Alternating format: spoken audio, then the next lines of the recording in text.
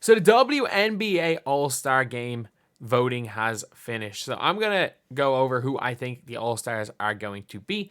I was hoping to be able to actually go into the voting, but obviously I was away yesterday.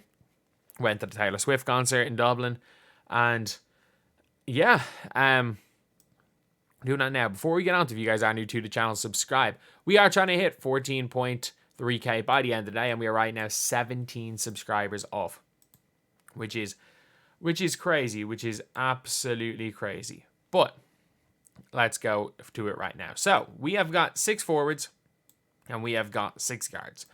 For this team, it's going to be no Team USA players because they're automatically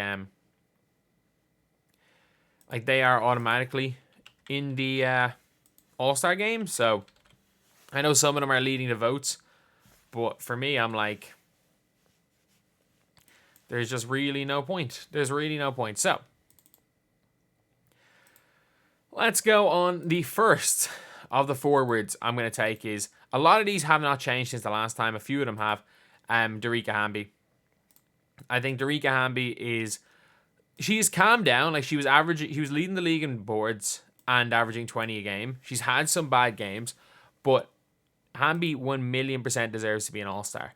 Like, you can see there in her last game, she put up near 30, and 7 against the against the Mercury. She's plays for the Sparks.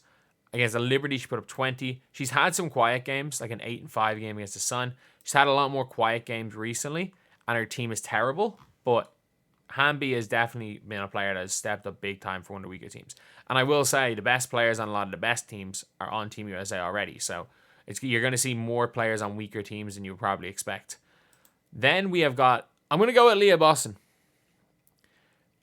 Now, the reason why I think Aaliyah Boston is going to be an All-Star isn't because I think Aaliyah Boston necessarily deserves to be an All-Star. Aaliyah Boston has been brilliant against the bad teams, terrible against the good teams. But Aaliyah Boston is going to be, of all eligible players, second in votes. She is going to be second behind Caitlin Clark of eligible players in votes. So it's 50% fan vote. So she's going to be second in fan vote. I think she's going to rank a lot higher in terms of the player vote than expected. I don't think she's going to do great in the media vote, but I think as far as the player vote, I think she's going to be by far the most voted Fever player. Heck, I actually think that Caitlin Clark's not going to be in the 3 highest voted Fever players. I think you're going to see players vote for Nalissa Smith, Aaliyah Boston, and Kelsey Mitchell over Caitlin Clark. But I think she's going to do well in the player vote. I think she's going to be second in the fan vote. So that means I think it's almost an impossibility she doesn't make the All-Star team. With the way the voting system works, she is more likely to make the All-Star team than Caitlin Clark. Because no matter how many extra votes Caitlin Clark has than Aaliyah Boston, the voting literally will go one. Or for their respective positions, it will literally be Caitlin Clark and Aaliyah Boston 1. So they're going to have the exact same position in the fan vote according to the way it works. So I think between the players and the media votes, especially the player votes, I think she's going to be one of the highest. So I think it's a near guarantee she's going to be an All-Star. Does she deserve to be one? Probably not. But she has been a lot better recently, and it's not crazy to say All-Star. Then Jonquel Jones, obviously, like, on any given day, she can be the best player on the Liberty team. I don't think any of the Liberty players are really in that MVP conversation, because on any given day, one of Sabrina, Jonquel Jones, or Breanna Steward can be their best player.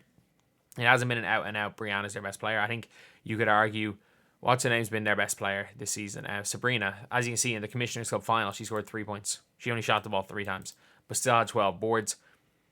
She's then having games with 15, 22. I think she had like a 30-point game or near 30-point game earlier in the year.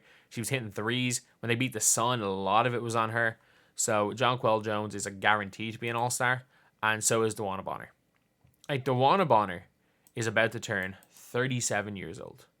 She is about to turn 37, is the 5th all-time in WNBA scoring, and she's averaging 17 points a game. She's averaging 17, 6, and 2 assists. She is a tall shooter, like 24 points against the Washington Mystics in the overtime game, and 10 boards. It was a great game. She's had some quiet games. She has some good games. But if you watch the Connecticut Sun play, this is a team that really They just, not necessarily that their ball movement is the greatest, but they just share a lot of their scoring. They have Alyssa Thomas, who's playing this point forward role at an elite rate, and I found it really hard because I wanted the Sun to have 3 All Stars because of how good they've been this year. Alyssa Thomas is already on the team. And it was between, obviously Bonner is an obvious one, but it was between Bree Jones and somebody else. And I went for the other player. But next we got Angel Reese. She's an all-star. She's going to be second in front court votes. She's going to be really high on the player vote. She's going to be high enough on the media vote. She is a guaranteed all-star. And you know what? Like, look, I'm not going to say anything crazy. Like I don't put any real weight in her average in like the double as like a, and let me be very clear on this, as a concept. I don't care if she gets 75 double-doubles in a row, as long as I feel like she's playing winning basketball, which she is. Like, she is the best rebounder in the league. And the fact is that she has very little offensive game, and she's still averaging 13.5 points per game. Angel Reese, if she develops anything, like if she develops a mid-range shot, because she's starting to like take her time on layups and they're going in a bit more, but if she develops even a mid-range shot, like people are like, oh, she develops the 3. She's unlikely to develop the 3. Like, she didn't come in nearly as polished as Asia Wilson offensively. And the fact is she's so, like, she gets 13.5 points a game off drawing fouls, offensive boards, and stealing, and getting post position. That's how she's getting 13.5 points a game. Look, I think she's an all-star this year, but I think it's not out and around possibility that if she develops any sort of a game, that she's top 3 or 4 at her position. And she's in the most stacked position at a WNBA level. Like, it is, I'm shocked at how good Angel Reese has been. I knew she was going to be decent. Did not think she was going to be this good this quickly. But she's an all-star. She's a near guaranteed all-star. With 50% on the fan vote, guaranteed all-star. And then Ogwumike. And then obviously, with the double-double situation, my argument is that in the last game, everyone hyping up the double-double streak against the Aces, and I'm like, if she ended up with that game with 18 points, and if instead of in the last minute and a half got 2 extra rebounds and got 9 rebounds, it would have made no difference for the game. The arbitrary stat thing of getting 10 points and 10 rebounds isn't that relevant. But the fact that she is the best rebounder in the league is relevant. The double-double streak, I don't care about. The fact she's the best rebounder in the league, I do care about that. Angel Reese, without question. Obviously, Ogwumike is guarantee. She's a guarantee to be an all-star. Realistically, probably should have, like Ogwumike and Candace Parker have been 2 players that have been screwed out of so much by Team USA over the years. Like, Nneka not making the Olympic team in 2016 when she won a championship and MVP. Like, she's now, like, the fact that she, I cannot believe they snubbed her in 2016. But she's someone that if she didn't try to, I'm pretty sure she like took her name out of the pool of USA basketball to try play for Nigeria because they weren't going to pick her for the last Olympics. But again, Ogwumike is one of the best players in this league. She's a great defender. She's a really good post player, and she's a free agent this year. If I'm the Indiana Fever, she is the player that you try to convince to come.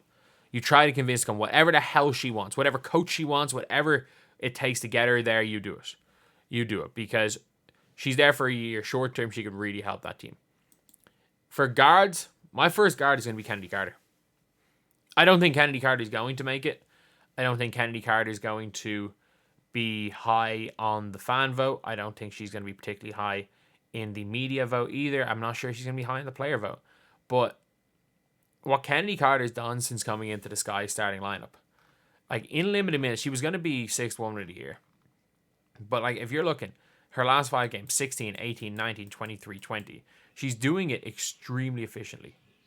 Like she does not take that many shots. Like the fact is she is averaging 15 points on not that many shots. She's the quickest guard in the league. She's the quickest first step in the league. The reason why she's not seen as a superstar is because of like off-court issues in the past have kept her in and out of the league. But Kennedy Carter, has been unbelievably good on the court this year. She's the best player on the sky right now. Again, I think obviously potential-wise, Angel Reese has much higher potential. I think Angel Reese might have higher potential than Caitlin Clark, I'm not going to lie. But Kennedy Carter's been one of the best guards in the league. And to say otherwise is just incorrect. Arike is guaranteed All-Star as well. Her points per game are going down.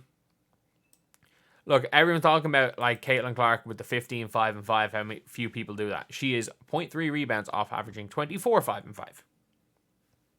But Arike she's a flat-out scorer. Like, you see these games. Only 6 points against the Mystics wasn't a great one. But that followed 31 against the Sky, where she nearly willed them back into the game in the fourth quarter. The Dallas Wings suck right now. But the Dallas Wings are one of those teams where I'm like, they're going to be good next year. When Satu comes back, like when Howard is fully healthy, when Seagrass is fully healthy. Because like JC Sheldon's starting to play well. JC Sheldon's starting to play really, really well. So this is a team where in a year's time, they might be all right. They might be all right in a year's time. I'm going to be honest. They could be okay. Then you got Caitlin Clark. Obviously. Caitlin Clark is... I actually don't know how Caitlin Clark's going to do in the player vote. I think she could be like 10th for guards. It all comes down to the media vote. Because Caitlin Clark is going to win the fan vote. It all comes down to the media vote. If the media have Caitlin Clark as a top 4 guard, she's guaranteed to make it. But if the media have her as like the 7th or 8th guard, like the media could well put her below an Ariel Atkins. They could put her below the players that I have. They could put her below a Marina Mabry. I think there's like a 95% chance she's an All-Star. But I think there's a 100% chance Angel Reese is an All-Star. I think there's a 95% chance Caitlin Clark will be. I'm extremely confident, but I just in the back of my head, I have a weird feeling that if she doesn't get the media vote, because I think she's obviously going to get screwed in the player vote, she's going to win the fan vote, but I don't know. I really don't know when it comes to that. Then you've got Kayla McBride, who is going to be the opposite. I think she's going to do really well in the player vote. I think she's really struggled in the fan vote, and I'm not sure about the media vote, but McBride is the best shooter in this league. She's the best catch and shoot player. She's one of the fastest releases I've seen, men or women, in a long, long time. She can shoot from everywhere. I'm pretty sure she's shooting over 50% of the field. Like, she's had some not great games. Like, look, she was not great in the Commissioner's Cup final. They won, though. Her last couple of games, she's had 19, 8, 9, 12, and 11. 3 points, 1 of 6, 2 of 9, 1 of 7, 2 of 6. So she had cooled down, but she was shooting like 55% from 3 up to that point. So I don't know how confident I am in her being an All-Star, but if we're just going based on who deserves it, she deserves it. Ryan Howard, I don't know what the story is with her injury. Ryan Howard was brilliant when she was on the floor. She was the best player for that Atlanta Dream team. And she was scoring. She can go to the basket. She's got some size. She actually shot the ball really well. The Fever was was that one of her last games? She went 6 of 10 from 3 against Fever, which was exceptional. But again, this is a player that is injured. Might have been forgotten about a bit. I don't think she did great in the fan vote. She's probably going to... It all just, again, depends on the media and player vote. And then there's Dejanay Carrington. I think Dejanay Carrington is deserving of an All-Star because she's one of the best defensive players in the league while averaging 13 a game. Again, I'm trying to do whatever I can to convince her to go to Fever. Like 12, 19. I know she had 2, but 22 and 15. Yeah, this is a Connecticut team that is struggling a bit, and like if they didn't fluke that win against Washington, they'd be on a 4-game slide. They've still been one of the best teams in the league this season. She's one of the best defenders in the league. Look, most improved player is probably going to go to Hamby, but I wouldn't be that surprised if it goes to Dejanay Carrington. And I think that in general, Dejanay Carrington getting one of those last guard spots, like this last guard spot, like Marina Mabry has cooled down at times. She's just kind of like, sometimes she's great, sometimes she's awful. And then I think Ariel Atkins is in that conversation as well. But I just think because of the way how bad the Mystics have been, I'd be a bit hesitant for that, especially when Dejanay Carrington is there as well. I think this could well be her first All-Star, and I think she'll do decently. She'll do really well in the player vote. I think she'll do decently in the media vote, and there's a good chance she makes it. So anyway, yeah, that is the video. Those are my players for All-Stars. Let me know who you guys agree with, who you guys disagree with. And thank you guys for watching. Please like, comment, and subscribe.